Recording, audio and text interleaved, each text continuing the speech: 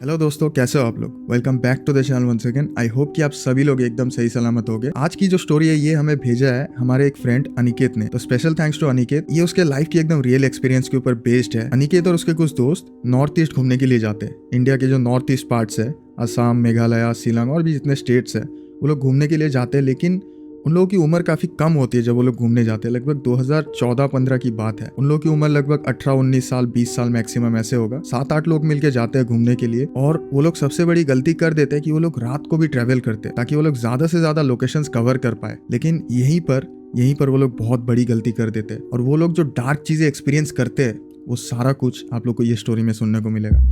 ये बात है 2014 की। गर्मियों का मौसम चल रहा था। स्कूल्स और कॉलेजेस में समर वैकेशंस चल रहे थे।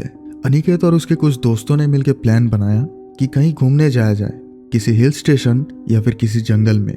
काफी सोचने के बाद उन्होंने इंडिया के नॉर्थ ईस्ट रीजन को एक्सप्लोर करने का प्लान बनाया।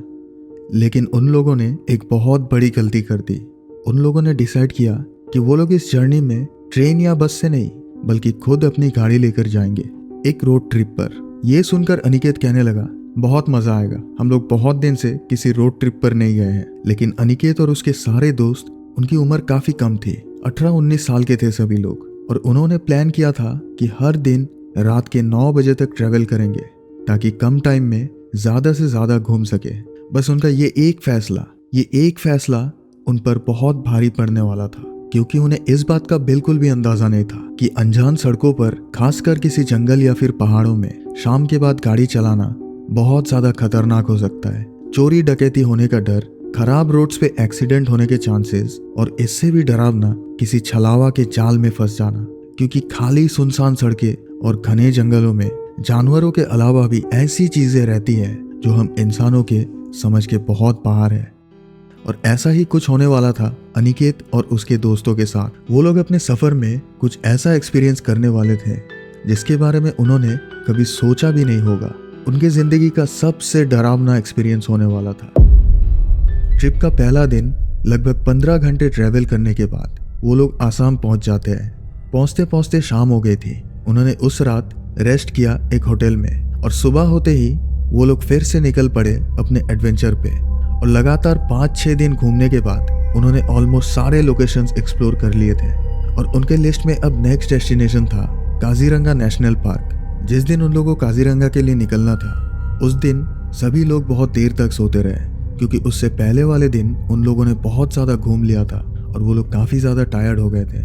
इसके बाद जल्दी जल्दी सब लोग उठ के काजीरंगा के लिए निकल जाते हैं और उन्हें पहुँचते पहुँचते काफ़ी लेट हो जाता है। लेकिन फिर सब कुछ ठीक से हो जाता है। काजीरंगा जाके सभी लोग बहुत ज़्यादा खुश हो जाते हैं। फोटोशूट्स, एनिमल साइटिंग्स और ऐसे ही मजाक मस्ती करते करते देखते ही देखते शाम हो जाती है। और अनिकेत कहने लगता है, गाइस अभी हमें होटल लौट जाना चाहिए, क्योंकि होटल का मैनेजर ने भी कहा था कि शाम के बाद यहाँ रोड्स बहुत रिस्की हो जाते हैं। लेकिन उनके ग्रुप में एक दोस्त था, अमान। वो कहने लगता है कि अरे अनिकेत, तू बहुत डरपोक है यार, अभी तो अंधेरे में और ज़्यादा मज़ा आने वाला है, और इसी एक्सपीरियंस के लिए तो हम लोग इतनी दूर इस ट्रिप पे आए हैं। ये सुनकर दूसरे सभी दोस्त हंसने लगे अनिकेत पर, और अनिकेत भी चुप हो जाता है। और फिर लगभग 1 घंटे तक वो लोग पार्क में रहते हैं। फिर देखते ही देखते पार्क बंद होने का टाइम हो जाता है और अभी वक्त था होटल लौटने का।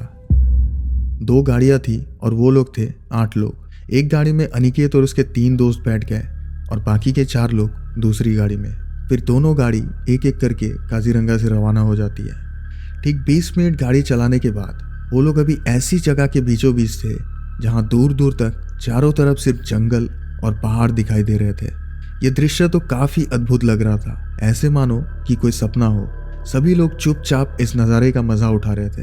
दोनों गाड़ियां लाइन से जा रही थी और इन दोनों गाड़ियों के अलावा दूर दूर तक कोई भी गाड़ी नहीं थी। रोड एकदम खाली था, बिल्कुल सुनसान।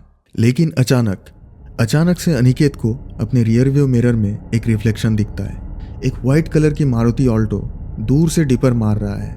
अनिकेत ने पास करने का सिग्नल दिया और जाने के लिए साइड दे दिया, लेकिन उस ऑल्टो ने ओवरटेक नहीं किया और पीछे पीछे चलता रहा। और बस 5 मिनट बाद फिर से डिपर फ्लैश किया।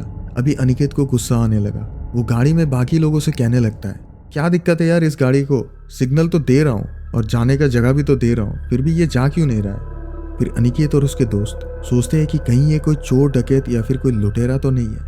एक दोस्त ने कहा, अनिकेत और तेज भगा, गाड़ी बिल्कुल भी मत रोकना, मुझे कुछ गड़बड़ लग रहा है। उसके बाद वो लोग रुके नहीं और लगभग 4-5 किलोमीटर चलाने के बाद अनिकेत ने रियर व्यू मिरर चेक किया। उसने देखा अभी वो ऑल्टो मिरर में नहीं दिख रहा था। अनिकेत ने एक राहत भरी सांस ली और सोचा, चलो भला टली। और ये सोचते सोचते उसने जैसे ही अपने दाहिने तरफ देखा, उसके रोंगटे खड़े हो गए। उसने देखा वो सफ़ेद ऑल्टो अभी उनके बिल्कुल पैरेलल चल रहा है। ये देखकर अनिकेत और उसके सारे दोस्त काफ़ी ज़्यादा डर जाते हैं। उन्हें समझ नहीं आता है कि ये कैसे हो रहा है। अभी तो ये गाड़ी गायब हो गया था, अचानक से कहाँ से आ गया फिर से। और काफ़ी देर तक वो ऑल्टो इनके बिल्कुल साइड बाई साइड चलता रहा, ना ओवरटेक कर रहा था और ना ही पीछे जा रहा था। अनिकेत और उसके दोस्त काफ़ी ज़्यादा डरे हुए थे। फिर जब अनिकेत ने गौर से देखा, उस गाड़ी में 2 लोग थे। एक ड्राइवर जो सीधा देखकर बस गाड़ी चलाया जा रहा था और फ्रंट पैसेंजर सीट पर एक आदमी जिसे देखकर ऐसा लग रहा था कि वो बहुत ज़्यादा बीमार है और उसका सर सामने की तरफ झुका हुआ था। अनिकेत ने अपने दोस्त अमान से पूछा, भाई उस ऑल्टो के पैसेंजर को देख किस तरह से बैठा हुआ है, कुछ तो गड़बड़ लग रहा है। ये सुनकर अमान कहने लगता है, भाई तू किसकी बात कर रहा है, उस गाड़ी में तो सिर्फ ड्राइवर अकेले है।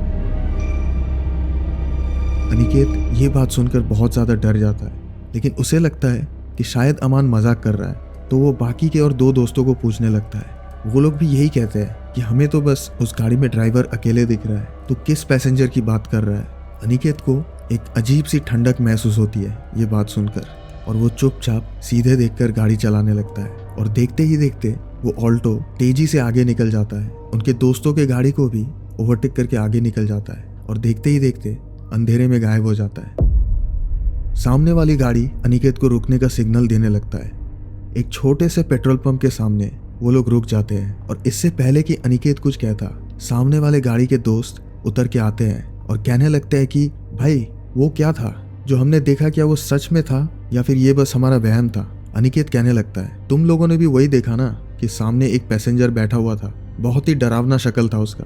इतने में दूसरी गाड़ी में बैठे एक दोस्त समीर कहने लगता है, भाई तू किसकी बात कर रहा है, किस पैसेंजर की बात कर रहा है, बल्कि उस गाड़ी में तो कोई ड्राइवर भी नहीं था, गाड़ी अपने आप चल रही थी।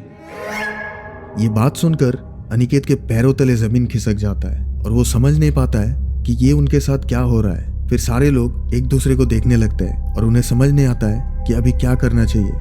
इतने में उनको दिखता है पेट्रोल पंप के अंदर कुछ काफ़ी सीनियर वर्कर्स बैठे हुए हैं। अनिकेत और उसके दोस्त जाकर सब कुछ बताते हैं और उनसे पूछने लगते हैं कि ये सब कैसे पॉसिबल है। ये सुनकर एक सीनियर वर्कर कहने लगता है, बाबू इस रास्ते पर शाम होने के बाद कई ऐसी चीजें होती है जिसका कोई भी एक्सप्लेनेशन नहीं है। कहा जाता है कि ये रास्ता श्रापित है और कई सारे दर्दनाक एक्सीडेंट्स हुई है, और कहते हैं कि अंधेरे होने के बाद उन लोगों की आत्मा अक्सर दिखाई देती है, कभी राह चलते लोगों से लिफ्ट मांगते हुए, तो कभी दिखाई देती है एक खाली गाड़ी जिसमें चलाने वाला कोई भी नहीं होता है।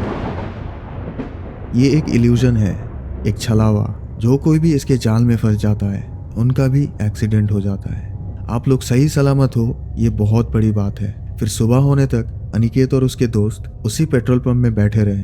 फिर सुबह होते ही वो लोग पेट्रोल पंप से होटल की तरफ निकल जाते हैं और बस 2 किलोमीटर चलाने के बाद वो लोग देखते हैं कि रास्ते के ऊपर एक बड़ा सा पेड़ गिरा हुआ है और काफी ज्यादा भीड़ था, इसीलिए उन लोगों को अच्छे से कुछ भी समझ नहीं आ रहा था कि क्या हो रहा है यहाँ पर। तो अनिकेत ने ऐसे ही एक लोकल को पूछा कि भाई साहब यहाँ पे क्या हुआ है। तो वो बंदा कहने लगता है, अरे भैया यहाँ पे ट्रक एक्सीडेंट हुआ है कल रात को लगभग 8 बजे के आसपास। ये ट्रक सीधे आके इस पेड़ में ठोक देता है, किसी को कुछ भी नहीं होता है, लेकिन ये पेड़ गिर जाता है। ये तो अच्छा हुआ कि उस वक्त रोड से कोई भी जा नहीं रहा था।